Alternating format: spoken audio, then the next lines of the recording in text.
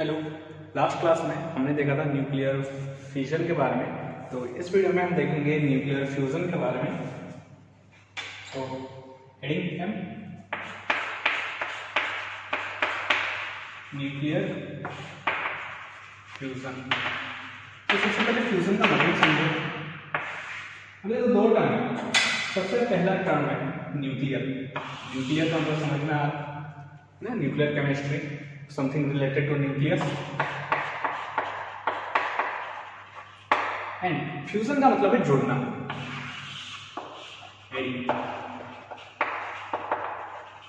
तो दो चीज अगर जुड़ रहे हैं उसी को हम क्या कहते हैं, फ्यूजन कहते हैं। तो न्यूक्लियर फ्यूजन में क्या होता है, यहाँ पे दो न्यूक्लियस होते हैं, दो एटॉमिक न्यूक्लियस होते हैं। ये पहला न्यूक्लियस है और ये रहा दूसरा न्यूक्लियस। ये दोनों जुड़ के एक न्यूक्लियस फॉर्म करते हैं। यहाँ पे N1, N2, ये N3 है। कोई इन दोनों को मिला के यहाँ पे क्या होता है, और एक न्यूक्लियस जनरेट होता है, प्लस इसके साथ बहुत सारा अमाउंट में क्या होता है, एनर्जी निकलता है। और इसी एनर्जी को हम क्या कहेंगे, न्यूक्लियर एनर्जी। न्यूक्लियर एनर्जी निकल रहा है। तो न्यूक्लियर फ्यूजन है क्या, इसको हम डिफाइन कैसे करेंगे। यहाँ पे क्या होता है, दो लाइट न्यूक्लियस रहते हैं। ये भी लाइट रहेगा, ये भी लाइट, ये हल्का न्यूक्लियस रहेगा और इनको मिला के एक नया न्यूक्लियस फॉर्म होगा। न्यूक्लियर फ्यूजन में क्या होता था, एक हैवी न्यूक्लियस था। अब यहाँ पे न्यूट्रॉन को हम डालते थे, स्लो मूविंग न्यूट्रॉन को डालते थे और यहाँ पे न्यूक्लियस टूटता था, ये ब्रेक हो रहा था। फ्यूजन में ब्रेक हो रहा था एक हैवी न्यूक्लियस, लेकिन फ्यूजन में क्या हो रहा है, दो लाइट न्यूक्लियस मिलके एक वन सिंपल न्यूक्लियस में फॉर्म हो रहे हैं। इसका एग्जांपल अगर हम देखें तो होगा क्या, हाइड्रोजन का आइसोटोप प्रोटोनियम ड्यूटेरियम प्लस और एक हाइड्रोजन का ये लिया। अब इन दोनों को अगर मिलाया गया तो क्या होगा, एक ऐसा कंपाउंड बनेगा जिसका मास कितना होगा, 2 + 2 4 और 1 होगा। और एटॉमिक नंबर क्या होगा, 1 + 1 2। तो ये कौन सा है, हीलियम। तो दो हाइड्रोजन न्यूक्लियस को अगर मैं मिला रहा हूं तो ऐसे क्या फॉर्म हो रहा है, हीलियम प्रोड्यूस हो रहा है। इसी हिसाब से ड्यूटेरियम एंड ट्रिटियम को अगर मैं मिला रहा हूं क्या फॉर्म होगा, 4He2 प्लस एक न्यूट्रॉन फॉर्म हो रहा है, प्लस इसके साथ साथ एनर्जी तो हमेशा प्रोड्यूस होगा ही, एनर्जी तो हमेशा प्रोड्यूस होगा। ठीक है, ये रिएक्शन होता है कहां पे, सन पे ये रिएक्शन होता है। हमें पता कैसे चलता है, देखो सन जो है एक ऐसी जगह पे, सन हमेशा जल रहा है, बर्न हो रहा है, फायर बॉल कहते हैं हम सन को। अब यहाँ पे तो एटमॉस्फेयर तो है नहीं, ऑक्सीजन तो है नहीं, फिर भी जल रहा है। क्यों है, क्योंकि यहाँ पे जो सन है ये कहाँ से बना है, हाइड्रोजन से बना है, और ये हाइड्रोजन और हीलियम में हमेशा कन्वर्ट एक्सचेंज जैसे होता रहता है। ये रिएक्शन सन में होता रहता है, तो इसलिए सन जलता है और इससे बहुत ही ज्यादा अमाउंट का एनर्जी निकलता है। ठीक है, point to be noted.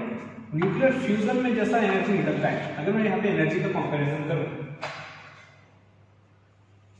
Nuclear fusion में जो एनर्जी निकलता है वो बहुत ही कम अमाउंट में रहता है as compare to nuclear fusion. Fusion में कुछ ज्यादा एनर्जी निकलता है, मतलब एक एटम बॉम्ब, और इसको मैं क्या कह सकता हूँ, हाइड्रोजन बॉम्ब कह सकता हूँ। तो एक एटम बॉम्ब और एक हाइड्रोजन बॉम्ब, ज्यादा एनर्जी कहाँ पे मिलेगा, हाइड्रोजन बॉम्ब पे ज्यादा एनर्जी मिलेगा। क्लियर है। अब देखो कुछ एप्लीकेशंस इस न्यूक्लियर फ्यूजन के। ठीक है, थोड़ा सा अगर टाइम में अगर हम पीछे जाएंगे, जब अर्थ भी बना नहीं था या फिर यूनिवर्स ही नहीं बना था, बिग बैंग थ्योरी का तो नाम सुना होगा, जहां पे एक छोटे से पॉइंट से पूरा यूनिवर्स एक्सपैंड होकर बना था। मतलब स्टार्टिंग में कुछ नहीं था, हम आज के जमाने में क्या करते हैं, mass neither be created nor be destroyed. Law of conservation of mass के हिसाब से mass neither be created nor be destroyed.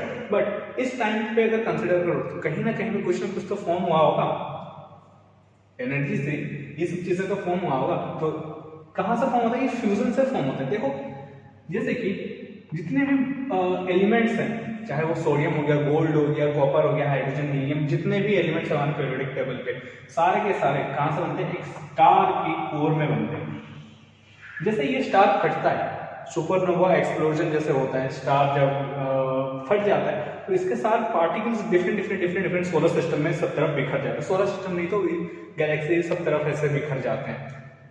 अब ये जो छोटा पार्टिकल एस्ट्रॉइड के फॉर्म में अगर आ रहा है ना, एस्ट्रॉइड हो गया या फिर मीटियोर हो गया, मीटियोराइड के फॉर्म में अगर आके अगर कोई प्लैनेट में गिर रहा है तो वहीं पे उसका ट्रेस अमाउंट मिलता है। जैसे कि हमारे जितने भी मेटल्स हैं, यूरेनियम हो गया या फिर जो भी मेटल्स हो गया, ये क्या होता है? जमीन के कुछ अंदर मिलते हैं, जमीन के यहाँ पे इसके लेयर्स इस तरह से मिलते हैं, ट्रेस अमाउंट में मिलते हैं, ठीक है। तो ये सब फॉर्म कैसे हो रहा है? माना जाता है कोई एक स्टार था, जब ये फटा तो इसके पार्टिकल्स आके यहाँ पे रहे और इसी चीज को हम एक्सट्रैक्ट करते हैं, ठीक है। तो इसलिए सब चीजें रेयर होती हैं, जितने मेटल्स हो गए, सिर्फ मेटल नहीं तो नॉन मेटल्स भी, कोई भी एलिमेंट जो फॉर्म होता है कहाँ से होता है? ऐसे न्यूक्लियर फ्यूजन से ही फॉर्म होता है। तो क्या एटम फॉर्म हो सकते हैं? Atom can be created, yes, atom can be created with the help of nuclear reaction. हम फ्यूजन में भी देखा था, फ्यूजन में देखा एंड फ्यूजन में भी देखा था। यहाँ पे एक बाहरी सा न्यूक्लियस टूट के दो सिंपल थोड़े से लगभग सेम अमाउंट के मास के हिसाब से ये फॉर्म हो रहे थे। मतलब यहाँ पे क्या हो रहा है? एटम फॉर्म हो रहा है और यहाँ पे भी डिफरेंट एटम फॉर्म हो रहे हैं। तो न्यूक्लियर रिएक्शन से क्या फॉर्म हो रहा है? एटम्स का फॉर्मेशन होता है, ठीक है।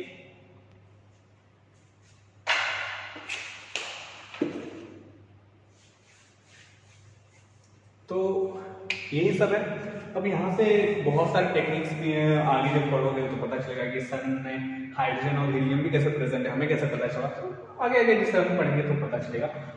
इस वीडियो में इतना तक ही है, ज़्यादा हम आगे और जाते नहीं हैं, ठीक है। इतना बस हल्का फुल्का नॉलेज होना चाहिए इस चैप्टर में। सो नेक्स्ट वीडियो में मिलते हैं, नेक्स्ट चैप्टर में मिलते हैं। बाय।